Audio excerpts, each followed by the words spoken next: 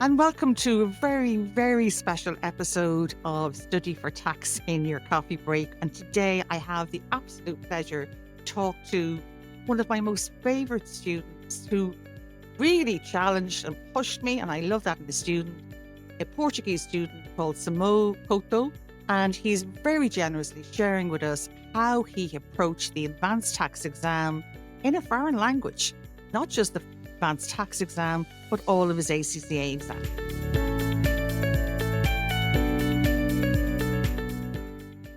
So, Simo, you're really welcome and thank you so much. I really, really appreciate you doing this. And you are my favourite student in your age category and your nationality and in your gender. Great pleasure in introducing Simo Couto. Am I saying that right? Yeah, Couto? Couto, Yeah. yeah. Okay. And so, how have you been? I've been great. I've been taking a break from the December sitting, so it's not that bad. I'm taking a break. It's well deserved now. So It let's is see what indeed. happens next. But Exactly. And do you know what amazes me always is, Portuguese is your mother tongue. And I mean, it's just so different from English. How did you find studying ACCA? And in particular, how did you find studying advanced tax in English? yeah, so I did a degree here in Ireland with Griffith College, and then I started a professional level with ACCA. And one thing that I did from the beginning was I wouldn't be writing anything in Portuguese and then translating in English. So everything that I do from notes the beginning will be everything in English, which for me helps me because helps me to build my vocabulary. Very good advice. Yeah. So I don't do stuff in Portuguese and then I translate. If I am going to do it in English, I'm going to do it everything in English. And one thing that I discovered in the beginning was that sometimes you are talking with someone in English or you are learning stuff in English for a specific subject, but sometimes you are not writing it when you are studying it. And when you are writing it, you will find loads of trouble because it's not your mother language. So you will be spending sometimes thinking, how are you writing this word? Is this word, the spelling is Correct. okay. And Yeah. even Yeah. though in ACCA, we are not supposed to be penalized if we misspell something, I wanted Yeah. to look as much professional as possible. So I would be studying and I will be writing stuff to make sure that my writing speed was okay, and also to try to minimize as possible my spelling mistakes, which probably I still have loads to, but still. And Simo, when you're in a class then, because you were very good at attending lectures and you were very interactive. So when you're formulating a question to ask, so you're listening and you're thinking, God, I wonder now about that. When you're formulating the question in your mind, do you formulate it in English or Portuguese? It's it's funny because in my case, most of the stuff sometimes I think it in Portuguese and then I translate it.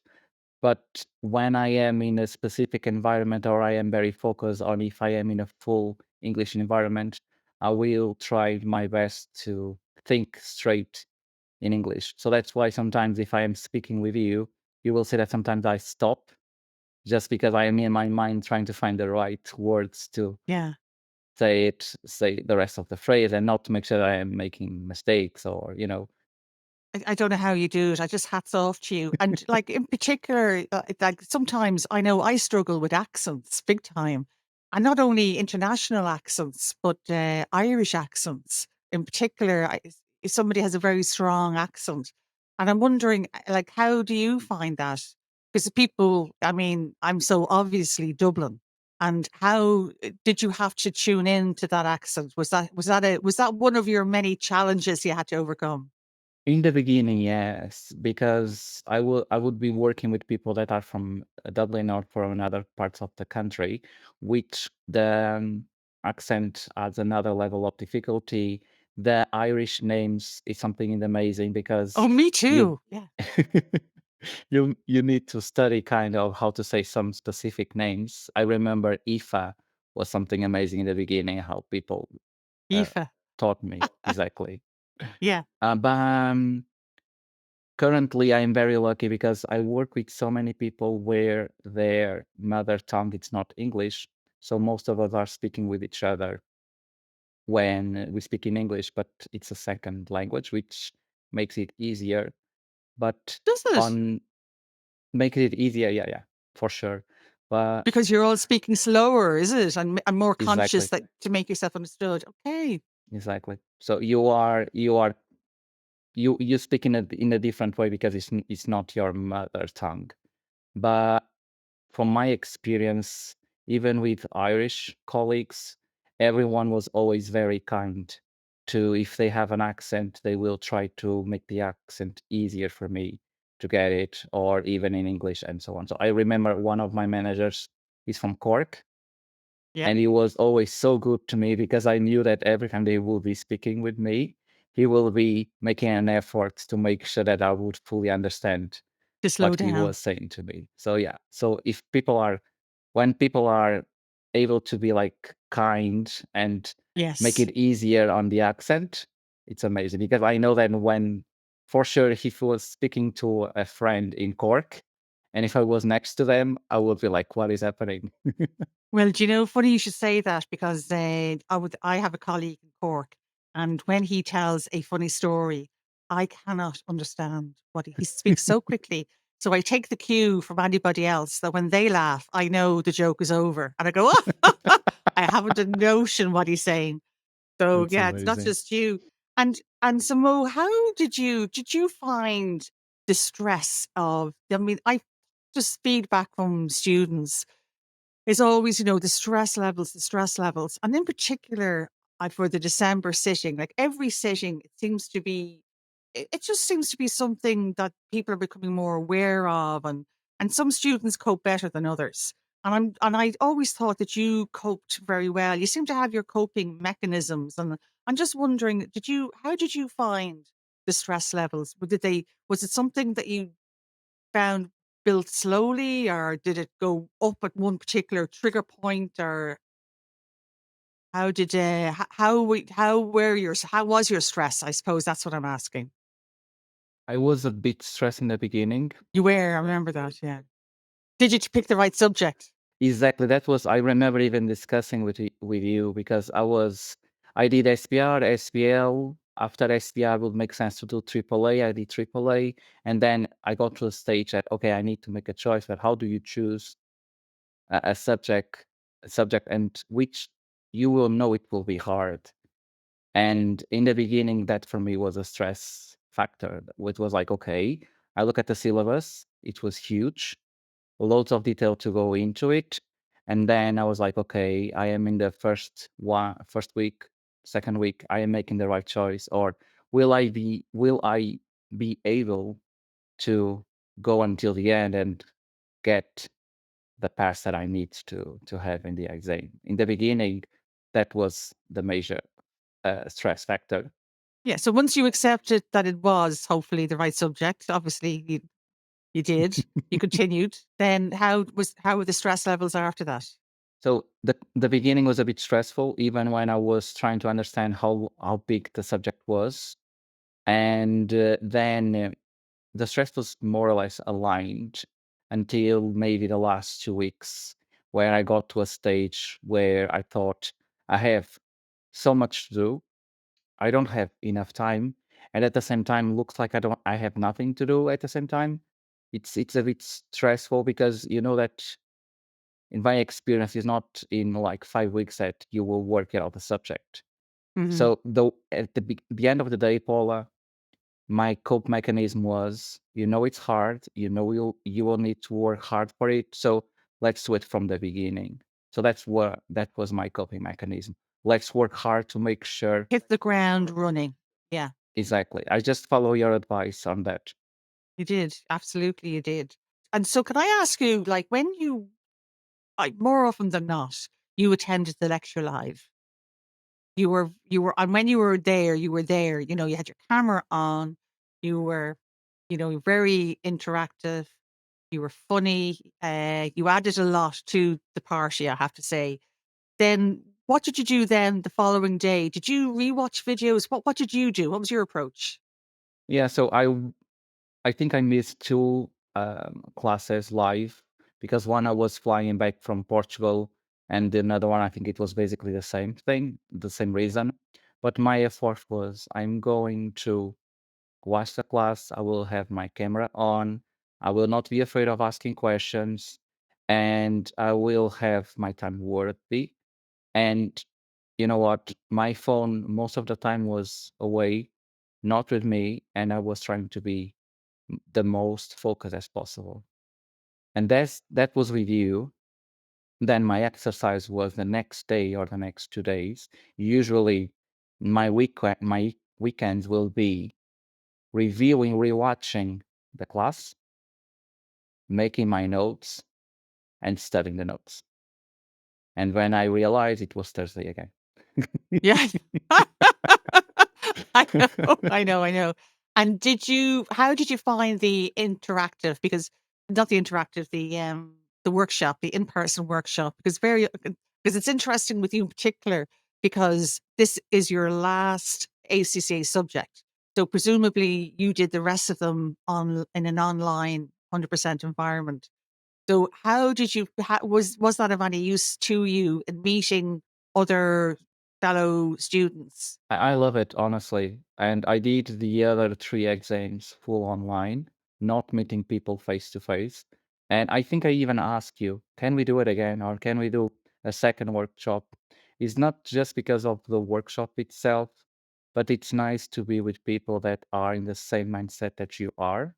And you Yeah. can always see someone that you are looking at camera once a week, having a chat and trying to build something there for me was great, and also to meet you in person because I'm a people person. I like to meet people and I like to speak with people, and it's always fun. Yeah, definitely. Yeah, yeah. And you can and people that you think, or people can be very quiet in class, but then they come alive. I get a lot out of it too, Samo, because it informs me, um, what's been understood and maybe what isn't. So it's great for me. Um, so was there any stage in the revision that, like maybe the week, I always think it's such a stressful time, the week before the exam. Was there any time at all that you thought, oh, I can't do this? Or did you always have the self belief because you hit the ground running that by God, I can do this? I got to a stage that I got a bit confident, and I think I even got sometimes to a stage when I got a bit overconfident, and I think that was as a result maybe it was the last mock because I did well in the last mock. So instead of keeping me a bit afraid, relax me a bit. So it's a bit of Tricky situation, isn't it? it's a bit different. Yeah, it's a bit different because I remember, Paula, you said you need by Halloween, you need Yeah, to have your stuff pretty much organized. And that was yeah, my goal. In Halloween, I need to have all my notes done, go over them at least by that time in order to be ready by the time that I needed to be ready. But yeah, honestly, walks I would go for a walk, Paula. At least once a day, I will try to go would for a you? walk. Yeah, Yeah, I would listen to the podcast that you have on Spotify, yeah. even in items like it's funny because you have the class, you have the notes, but then you have the podcast, and You'll be able to listen to yourself now on Spotify.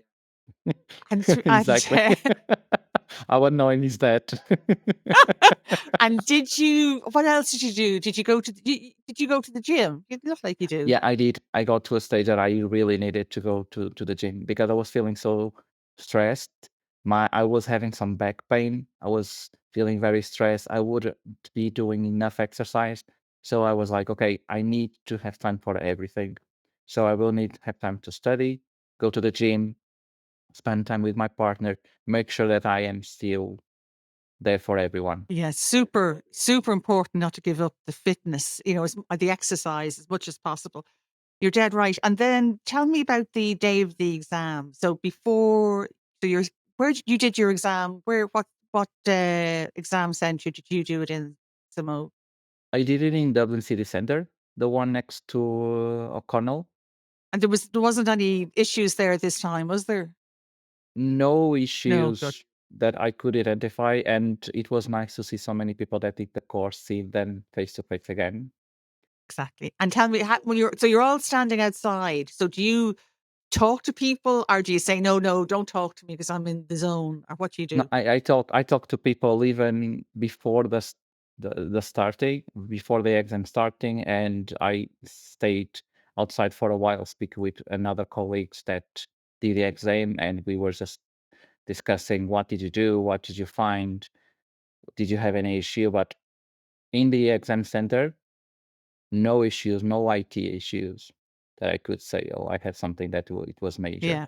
If I'm being picky, my keyboard was so tough. It was a bit hard for me to work with my keyboard. It was a bit tough. And the Excel, the spreadsheet in the exam tooling test reach, the Excel was a bit of a nightmare to use. And why is that? I am not sure. It was like sometimes it wouldn't be like copy pasting properly. Sometimes the way that the system was set up, it was not. I don't remember if we were able to copy paste from the exhibit to the spreadsheet. I think Mm. we'll have to type it. Yeah, I think you So do. Yeah. it was a bit annoying, and because you are so alert and you are so stressed, Mm. when something that doesn't work as well as you are expecting, what do you get? Mm. You get Yeah. even more stressed about it. I know, but you just have to push through. Now, the reason I Yeah. ask is I know that in Green Isle they had some, and I think one other place they had some IT issues. They were outside the exam hall for a while. And so tell me then, would there be any little thing that you did, or it could be a big thing, but anything in particular that you really found helped any stress? When you feel when you would feel some stress coming on, what would you do? What did you find worked for you? And as well as that, what did you find didn't work? What would you avoid? What made you more stressed? I think what made me more stressed was thinking that I wouldn't be able to have it done. Yeah. And my coping mechanism was to think that so many people went for it and they were able to do it. So I'm no less, if someone else did it, I will also be able to do it. And I am not doing something, this is not something that can't be done. So I will do it. And if it takes me a while to do it, that's okay. Yeah. But that's was I was trying to be kind to myself, Yeah. not to be mean to myself, calling yourself like you are being dumb or you are being stupid. You need to be kind to yourself. And everyone takes different time to get to the final stage that you need to get. So if I take longer, that's okay. No worries, because probably someone is even taking longer than me. Absolutely. What matters is on that specific day you receive the email or you receive the message and you have the message that you want to receive saying that you passed the exam. You're dead right. And that is a great attitude. And you know what? I always think the ACCA exams are so tough. They've really kept their standard up. They haven't dumbed it down whatsoever. That only the elite do these exams, and it'll be so worth the prize in the end. It doesn't matter how long it takes anybody to do it. It just means the prize is all the sweeter. So how do you feel about the results on the 16th? How really, honestly, how do you feel? Which the 16th, the day we're recording this, it's been released, which is we're releasing this on the 15th. So that'll be tomorrow. So how do you feel Yeah. about that? So I never feel over optimistic about any exam. I remember that the first one that I did, I felt a bit confident, and then I failed for 3 marks. And that taught me a lesson that day. So you don't get too overconfident, Yeah. and whatever comes to you will manage.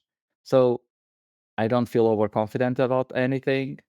I'm feeling a bit worried about what will come on the exam day, but I know that if I get the grade or if I get the pass that I want to have, Mm. it's great for me. I will be very happy.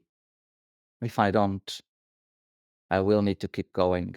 And that's what we need always to do. We need to keep going. Very philosophical, I have to say. Exactly. Absolutely. And you will. I have great confidence in you, Simo. So, can I just ask you one last question? And that is, if you weren't, if you didn't go down the accountancy route, what profession or what job, career do you think you might have gone into? I got into accounting a bit like not by accident, but it was one of the choices that you make.